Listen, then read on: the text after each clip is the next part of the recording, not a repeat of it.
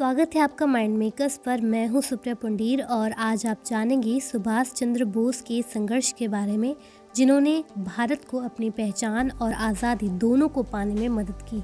नेताजी एक राजनेता और बुद्धिजीवी थे, जिन्होंने भारत के स्वतंत्रता संग्राम में महत्वपूर्ण योगदान दिया। हाल ही में भारत सरकार ने 23 जनवरी को सुभाष चंद्र बोस के जन्मदिन को पराक्रम दिवस के रूप में मनाने की घोषणा की है। इस वर्ष स्वतंत्रता सेनानी सुभाष चंद्र के जन्म की 125वीं वर्षगांठ मनाई जा रही है। इसके साथ 23 जनवरी को नेताजी की होलोग्राम मूर्ति का अनावरण प्रधानमंत्री मोदी द्वारा किया गया है। ये होलोग्राम तब तक रहेगा जब तक नेताजी की भव्य प्रतिमा बनकर तैयार नहीं हो जाती। इस भव्य प्रतिमा की लंबाई करीब 28 फीट और चौड़ाई 6 फीट होगी। सुभाष चंद्र बोस का जन्म 23 जनवरी 1897 को ओडिशा के कटक में जानकी नाथ बोस के यहाँ हुआ था। वे 1930 के दशक में एक राजनीतिक नेता के रूप में उभरे और उन्होंने all Bengal young men's conference का गठन किया। 1938 में बोस को भारतीय राष्ट्रीय कांग्रेस का अध्यक्ष चुना गया और उन्होंने एक राष्ट्रीय योजना समिति का गठन किया, जिसने व्यापक औद्योगिकीकरण की नीति तैयार की। हालांकि ये गांधीवादी आर्थिक विचारों से मेल नहीं खाता था, जिससे पार्टी में विभाजन हो गया।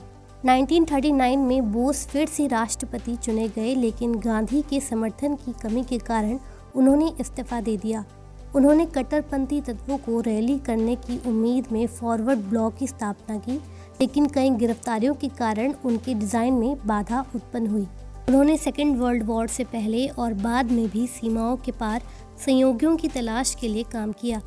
उन्होंने विशेष रूप से जर्मनी और जापान को भारत की शक्तिशाली और उपयोगी मित्र बनाने के लिए कड़ी मेहनत की, ताकि भारत ब्रिटिश शासन से मुक्त हो सके। उन्होंने 1943 में पहली भारतीय सेना आज़ाद हिंद फौज की स्थापना की और एक सशस्त्र तख्तापलट को शुरू किया। साथ ही उन्होंने हजारों भारतीय युवाओं को ब्रिटिश शासन से स्वतंत्रता के संघर्ष में शामिल होने के लिए प्रेरित किया। उनके प्रसिद्ध नारे हैं, तुम मुझे खून दो और मैं तुम्हें आज़ादी दूंगा, जय हिंद और दिल्ली चलो। बड़े पैमाने पर विरोध से लेकर शत्रुतापूर्ण झगड़ों तक उनका मानना था कि महिलाएं स्वतंत्रता के हर संग्राम में शामिल हैं। उन्होंने 1943 में महिला रेजिमेंट झांसी रेजिमेंट की रानी के रूप में नामित 1000 सैनिकों की मजबूत सेना खड़ी करी। नेताजी सुभाष चंद्र बोस की 18 अगस्त 1944 को ताइवान के एक अस्पताल में एक विमान दुर्घटना में जलने के बाद मृत्यु हो गई थी।